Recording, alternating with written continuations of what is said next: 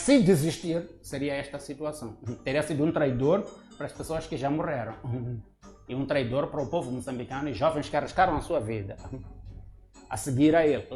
Falha. E qual é o futuro desse partido Anamalala?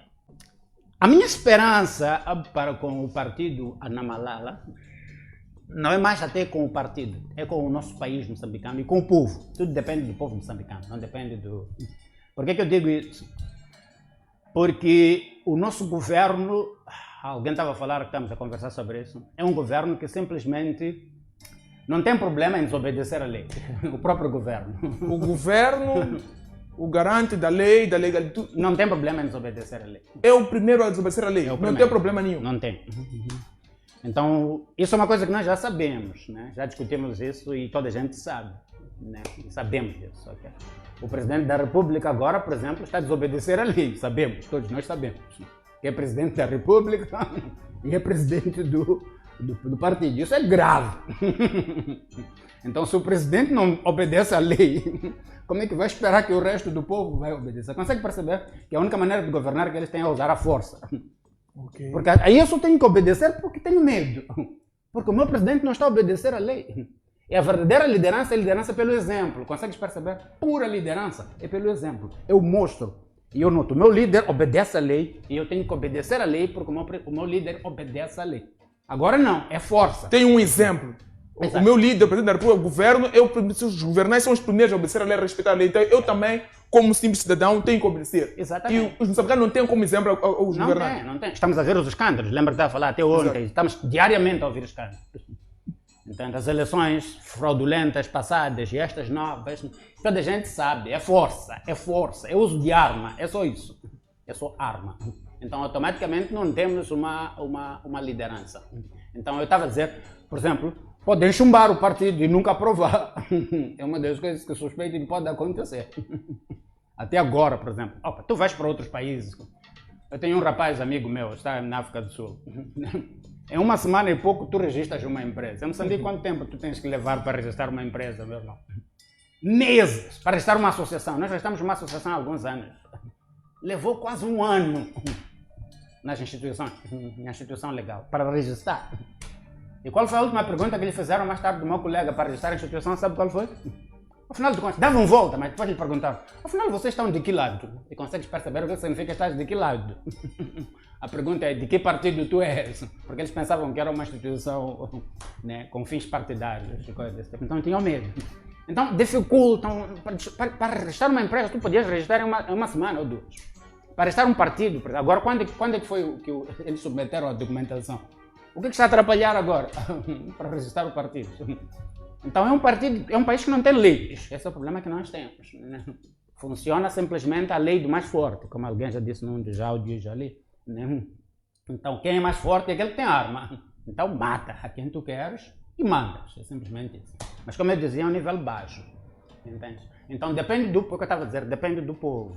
Não depende mais do próprio Venâncio ou do próprio governo, depende do povo. A solução e a resposta para os problemas de Moçambique está com o próprio povo, como eu estava a dizer, depende do povo.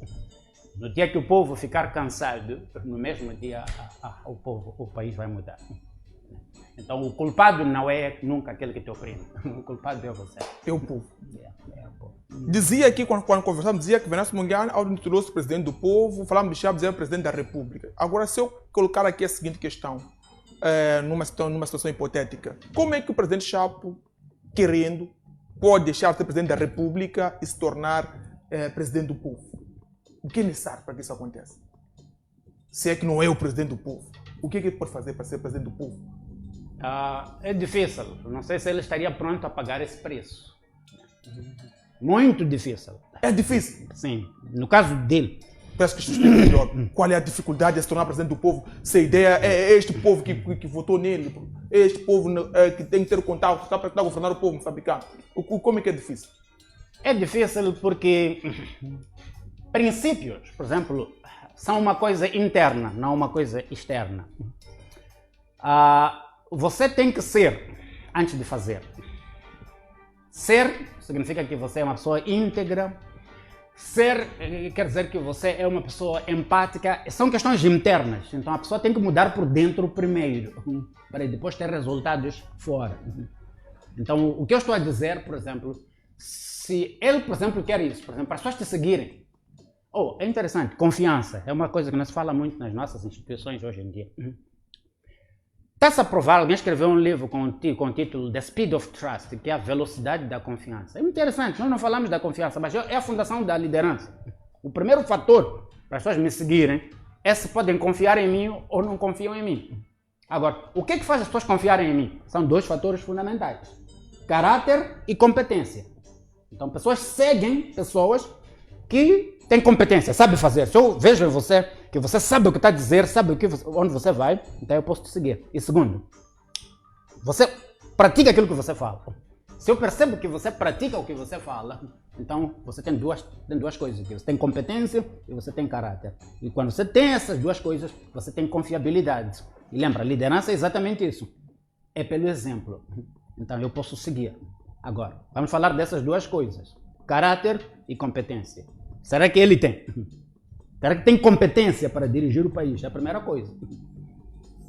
E eu duvido que tem. Quando a campanha política diziam que o presidente Chapo é um religioso, é um crente, aliás, faz parte de um homem de fé, é um jurista e alguém que caráter é um homem, por onde passou, em Ambani, Cabo Delgado, é um homem de caráter, não comunga da mesma ideia. Ok, estamos obrigados. Ou como é que podemos medir o caráter nessa perspectiva? Competência estava a dizer que é duvidosa também, mas caráter... Competência é duvidosa, ainda não chegamos na competência, vamos falar do caráter primeiro. Né? Caráter, tudo bem. Caráter, tudo bem. Olha para o caráter, por exemplo, ele é religioso, todas essas coisas. Né? Está a dizer que estamos a obrigar a falar desse lado.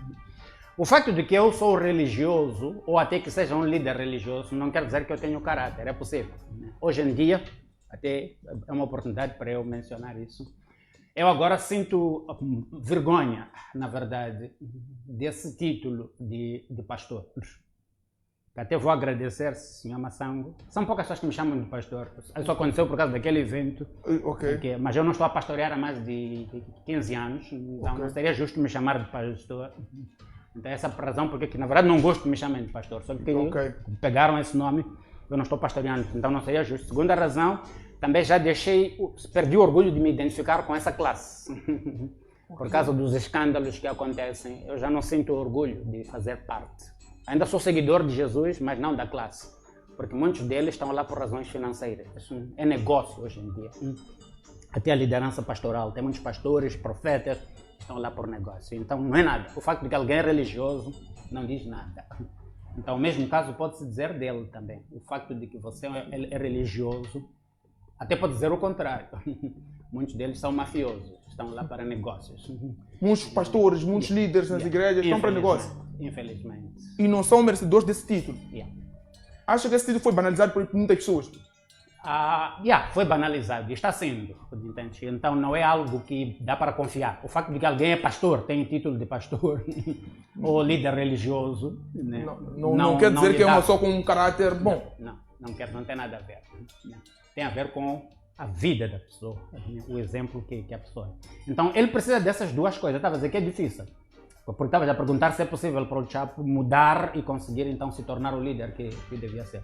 A próxima coisa que eu pergunto é se ele estaria pronto para fazer aquilo que eu provoquei naquele dia que me prenderam. A paz verdadeira só é alcançada quando as pessoas são livres.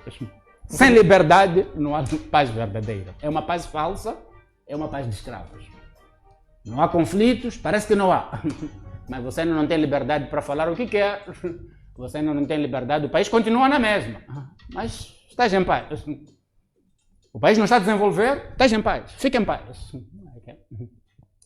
Então a causa ainda não foi alcançada. Então parar no caminho seria uma atração, uma traição para aquelas pessoas que já morreram. E morreram por esta causa.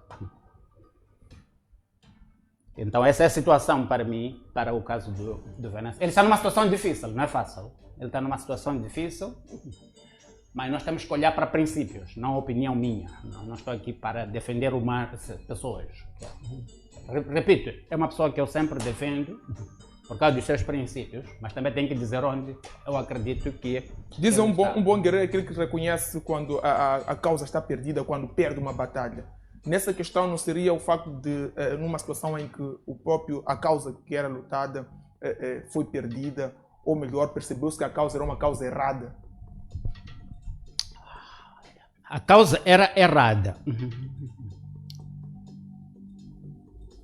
O grande mestre que já viveu ensinou uma grande lição quando se fala disso, quando vais à guerra. Estou a falar de Jesus Cristo. Ele disse, antes de você ir à guerra, você tem que parar e calcular o preço, o custo da guerra. Antes de saíres. Para quê? Para que não aconteça aqui no meio e descubras que o inimigo é mais forte do que você. Então, o preço tem que ser antes. Então, devia não ter saído para a guerra. E não teriam morrido aquelas pessoas todas. Gostar que repetisse essa parte. Gostar que repetisse essa parte. Jesus Cristo, o maior líder que já viveu, ele disse em Lucas 14, antes de ir para a guerra, qualquer guerreiro tem que calcular o preço para ver se tem soldados suficientes ou não. E tem armamento suficiente para ganhar a batalha. Uma espécie de viabilidade. Se não, declara paz logo no começo, não no meio da batalha. Está lá em Lucas 14. Logo no começo, declara paz. Vale a pena eu entrar nessa guerra ou não? Estou em condições de... Antes. Porque desse caso não teriam morrido as pessoas que morreram. Consegue perceber? Eu repito, não são galinhas, são seres humanos. O Ervino Dias gostaria de viver um pouco mais. Era jovem.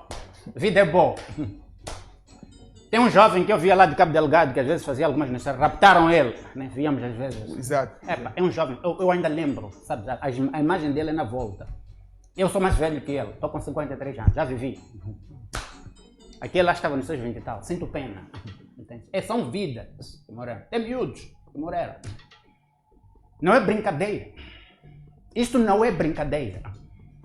É por isso que o mestre disse, antes de ir à batalha, pense no preço. Consegue perceber? E também ele deu um exemplo. Quando tu queres construir uma casa, primeiro pense para ver se tens material suficiente. Para não construir no meio e as pessoas começarem a zombar de ti e dizer, olha, começou a obra, agora não consegue. Agora é comum, né? Pessoas começam uma obra e ficam no meio. O mestre já ensinava sobre isso. E quando você constrói uma casa, veja se tem material suficiente. Então, não devia ter começado a batalha antes. Porque a primeira justificação que foi usada agora foi de que recebia-se telefonemas de que pessoas estavam a morrer, né? Foi por isso que se apertou a mão e se buscava um caminho. Pessoas estavam a morrer. Pergunta, quando começamos não sabíamos que iam morrer pessoas? Eu sabia logo depois das eleições, no dia 9. Por isso que no dia 10 eu fiz esse vídeo a avisar. Porque eu sabia que vinham mortos. E podíamos ter evitado, e não evitamos. Entramos na batalha. Quando tu entras na batalha não há como voltar. Se tu entras, é vida ou morte. O verdadeiro guerreiro que é íntegro não recua. Agora, pode parar um pouco. Não estou a dizer que recuou. Pode ser que tenha parado por alguma razão. E então, não critico. Consegue perceber? Porque você não pode dizer que ele já desistiu na batalha. Não é verdade. Eu estaria a mentir dizer que ele desistiu. Então, estou a dizer se desistisse, como estava a dizer. Exato. Mas não estou a dizer que ele desistiu. Eu duvido que ele tenha desistido. A integridade dele não lhe permite desistir. Eu duvido que tenha desistido. Mas